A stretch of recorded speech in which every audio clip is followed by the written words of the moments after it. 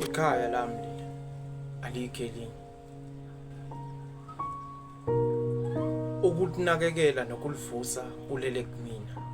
Ukuthi kanjani icebo lwezakha.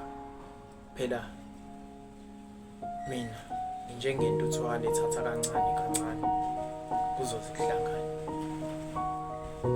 Bayeke bekhulume, bayeke besho konke okubi, kodwa wena ungadikabali. Lo ushilo ikhaya lakho liyovusa wena. Empilweni kunabantu abake basithatha kancane kwasekuqaleni, kodwa manje sebeqala ukusigabaza. Ngenxa ukuthi nathi asikeleli kuphela silosijimile sithi siyaphambili.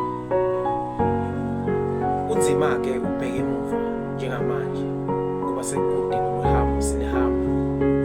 Kanti ukubuyela emuva kuyothatha isikhathi kunokuthi siqhubeke siye phambili. Ingakho njengamanje usasibona sivuka sibamba noma sizwe ukuthi akusavumi, kodwa siyasidonsa sithi zinyawo zami wena ngibelethe, mina khona la ngifuna ukuya khona.